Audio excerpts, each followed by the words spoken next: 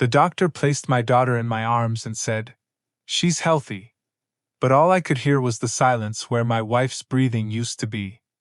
That was the moment I became a single father. The hospital hallway felt too bright, like the world had decided to carry on without asking my permission. Machines hummed, nurses walked past. Somewhere down the corridor, a baby cried. Mine didn't. She just stared up at me with wide, searching eyes, wrapped in a pale pink blanket that looked too soft for a world this cruel. I remember whispering, "It's just us now." My voice cracked halfway through. I was terrified to hold her, terrified to love her too much, terrified I wouldn't be enough. My hands trembled so badly that a nurse gently adjusted my grip. I had never felt so unprepared or so responsible. I leaned down and pressed my forehead against hers. Her skin was warm, real, alive. "I don't know how to do this," I confessed softly. "But I promise you, I will learn."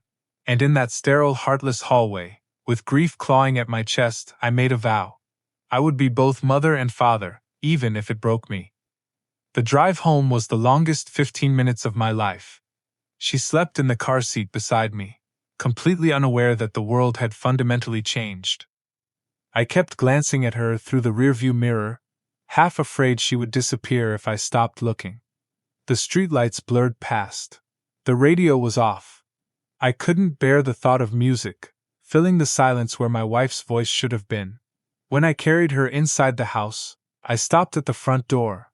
Everything looked exactly the same: the coat rack, the framed photos on the wall, the small blue vase on the entryway table that she had picked out from a weekend market 3 years ago. Everything looked the same, but nothing felt the same. The house was identical. The life inside it was completely gone.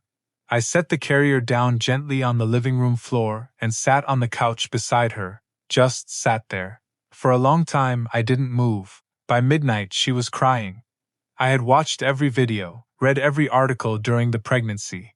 I thought I was reasonably prepared. 40 minutes of actual fatherhood alone had dismantled that confidence completely. I tried feeding her, she cried. I tried burping her, she cried harder. I checked her temperature, changed her, walked circles around the living room, humming something tuneless and desperate. At one point I found myself swaying in the kitchen at 2 a.m., whispering, "Please, please, please," to a 7-pound human who owed me absolutely nothing.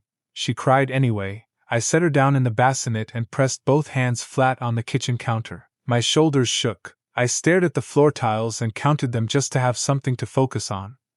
1, 2, 3. I was not going to fall apart. I had made a promise in that hospital hallway and I intended to keep it. 4, 5, 6. I went back to her, picked her up again, wrapped her tighter the way the nurse had shown me, one arm supporting her head, one arm beneath her tiny body. I sat down slowly in the rocking chair my mother had brought over 2 weeks earlier, insisting it was necessary. I had teased her about being old-fashioned. I was deeply grateful for my mother in that moment. I started rocking. Slow, steady. I didn't hum anything recognizable, just a low, shapeless sound that I hoped carried more comfort than panic, and then it happened. She stopped crying, not gradually, almost immediately, like a switch had been found. Her small face relaxed, her balled-up fists loosened, and then she reached out blindly, instinctively, and her fingers closed around my thumb, all 5 of hers wrapped around one of mine. I exhaled, a long, shaking breath I hadn't realized I was holding. "Okay," I whispered. "Okay, we can do this." I sat there until sunrise, afraid to move, afraid to break whatever fragile peace we had found.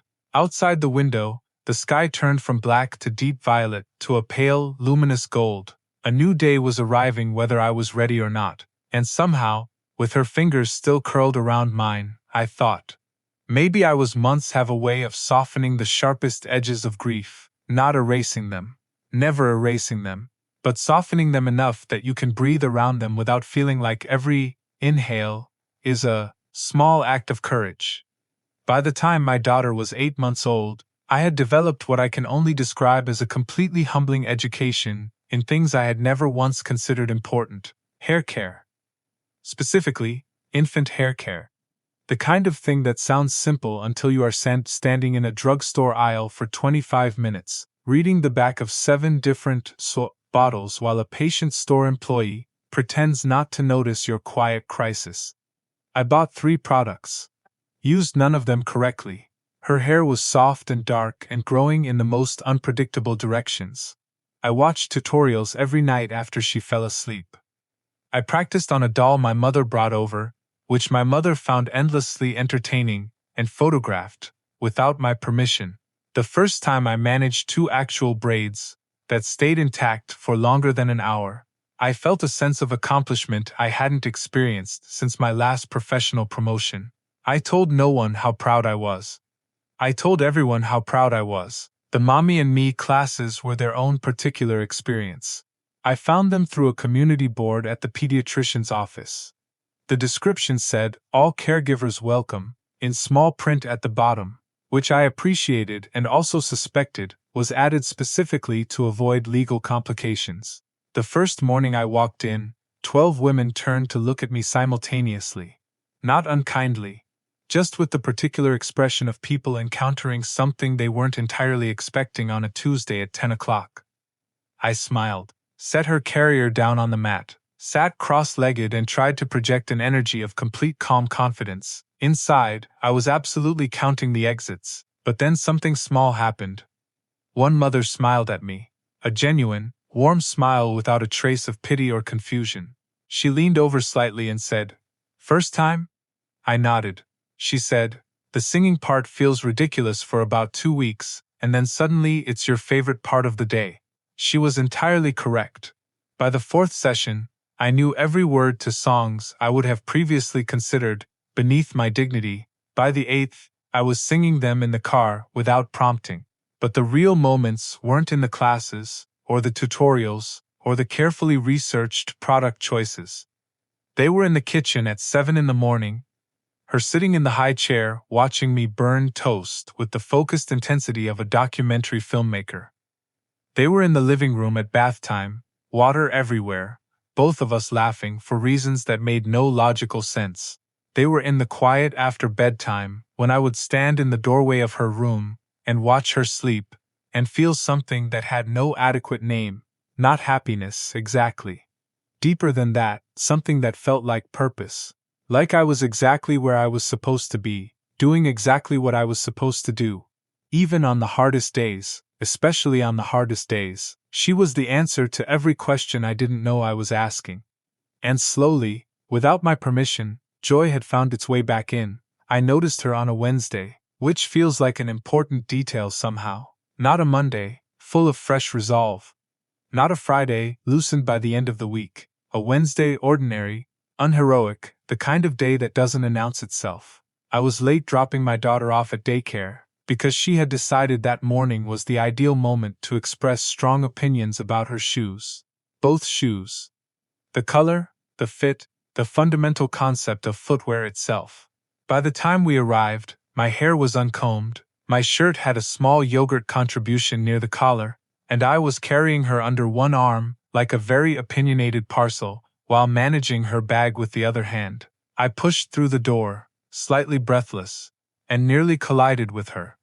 She stepped back smoothly, completely unrattled, and looked at me with dark brown eyes that held the particular warmth of someone who found life genuinely amusing, rather than exhausting. Her hair fell in long, dark waves over her shoulder. She was tall, graceful in the way of someone completely comfortable in their own presence, and she was trying, visibly, unsuccessfully, not to smile. "Rough morning?" she asked. "Completely under control," I said. She looked at the yogurt on my collar, then back at me. "Clearly," she said. Her name was Nadine. She was dropping off her nephew, she explained, while her sister recovered from minor surgery. She came every morning that week, and every morning I told myself I was not specifically timing my arrivals to coincide with hers. I was absolutely timing my arrivals to coincide with hers. She noticed the braids on Thursday and stopped walking entirely. "Wait," she said, leaning down slightly to look at my daughter properly. "Did you do those?" "I did," I said, with what I hoped was casual humility. "They're actually good." She sounded genuinely surprised. "You don't have to sound so shocked." "No, I really do," she said, and laughed. It was the kind of laugh that didn't perform itself. Easy, real. It landed somewhere in my chest and stayed there longer than I expected. By Friday, our conversations had stretched from 2 minutes to 15 without either of us acknowledging it. She teased me about the coffee stains that appeared on my shirt, with what she called remarkable consistency. I told her it was a pattern, intentional, very fashionable in certain circles. She said those circles sounded exhausting. I said she had no idea. It was easy in a way I had forgotten conversation could be. Light and warm, like morning sun through a window. Nothing weighted or careful. Just two people talking in a daycare doorway while small children moved chaotically around them. But beneath the lightness, I felt something else moving. Something slower and quieter and far more serious. Something I hadn't felt in a very long time. And it frightened me in a way I wasn't prepared to examine. Not yet. It started with a question I wasn't expecting. We were sitting on the low wooden bench outside the daycare, waiting while the morning teacher sorted out a minor shoe crisis that apparently had nothing to do with my daughter for once. The sun was full and bright overhead, the kind of luminous late morning light that makes everything look honest. Nadine had her coffee cup balanced on her knee. I had mine. We had graduated to bringing 2 cups by that point without either of us making a formal announcement about it. She was quiet for a moment. Then she asked, "What was she like?" I didn't pretend not to understand. "She was warm," I said, after a pause, "quietly funny. The kind of person who remembered small things about people, what they mentioned once in passing. What made them uncomfortable. What made them light up." I looked at my hands. She remembered everything. Nadine nodded slowly, didn't rush to fill the silence. "She sounds like someone worth missing," she said finally. "Every day," I answered. What I didn't say, what I had never said to anyone, was the part that lived beneath the missing. The part with sharper edges. The night before my wife went into labor, we had argued. Something small, something I cannot even reconstruct with full accuracy now. Which makes it worse somehow. I remember raised voices. I remember going to bed on opposite sides of a silence. I remember thinking we would resolve it in the morning, the way we always did, over coffee and the quiet negotiation of 2 people who fundamentally chose each other even when they were frustrated. There was no morning conversation. By the next evening, everything had changed, and I had spent 14 months carrying the weight of those unresolved words like stones in my coat pockets. Wondering if the stress of the argument had contributed. Wondering if I had somehow failed her in those final hours by letting her go to sleep without making it right. The doctors said it was a rare complication. Unrelated to anything. Unpredictable. I had been told this clearly and professionally and more than once. I didn't believe it. Not fully. Not in the place where guilt lives. Nadine began to notice the distance before I recognized I was creating it. There were small withdrawals, conversations I kept deliberately surface level, moments where she leaned slightly towards something deeper, and I redirected with humor or brevity. She was perceptive enough to feel it, and gracious enough not to name it immediately. Until the morning she did. "You do that thing," she said quietly, on a Thursday that felt heavier than most. "Where you get close and then you find a door and you close it." I opened my mouth to deflect. She looked at me steadily. "You don't have to tell me why." "But I think you should tell someone." I said nothing. She stood up, gathered her things, and paused. "Whatever you're punishing yourself for," she said softly, "she wouldn't want that for you." She walked inside, and I sat there in the full, luminous morning light, completely exposed. It was a Sunday evening when my daughter broke me open completely. The day had been ordinary in the way that precedes extraordinary things. We had gone to the park in the afternoon, the 2 of us, and she had insisted on feeding the ducks with a seriousness of purpose that I found deeply admirable. She narrated the entire experience in the particular language of a 14-month-old. Confident, expressive, and entirely her own. On the walk home, she had fallen asleep against my shoulder, one small hand gripping the collar of my jacket. I carried her that way for 6 blocks without shifting her once. At home, I gave her a bath, dressed her in the small yellow pajamas with the stars on them, and settled into the rocking chair for our nightly ritual. 3 books, 1 song, and then the gradual surrender to sleep that I had come to consider one of the most quietly sacred parts of my day. She wasn't sleeping, though. She was watching me with those wide, considering eyes. The ones that sometimes made me feel she understood considerably more than her vocabulary currently allowed. Then she reached up and patted my face with her open palm, the way she sometimes did when she was trying to tell me something important. "Dada sad?" she asked. The words were small, imprecise, 14 months of language learning compressed into 2 syllables.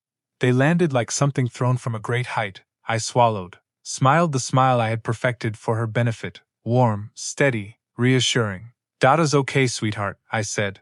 She patted my face again. Unconvinced. "Dada scared?" She tried. I don't know how long I sat there after she finally fell asleep. Long enough for the room to go fully dark around us.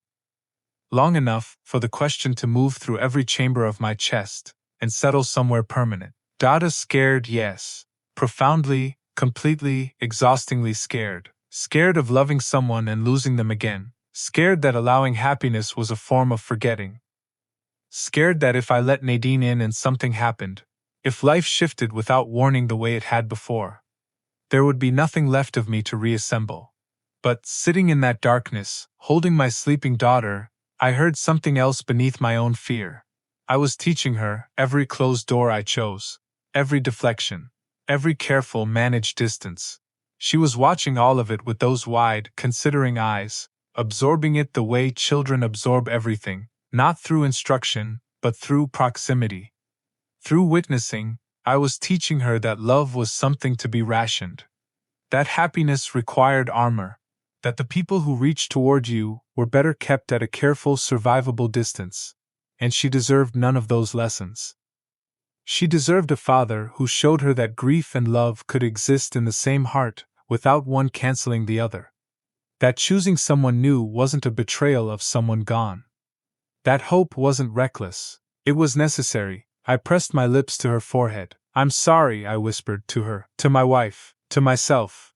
Tomorrow, I decided, something had to change. But whether I was brave enough to actually change it, that I wasn't sure of yet. I found Nadine at the daycare the next morning. She was standing in the small courtyard, outside, coffee in hand, face tilted slightly upward toward the morning sun.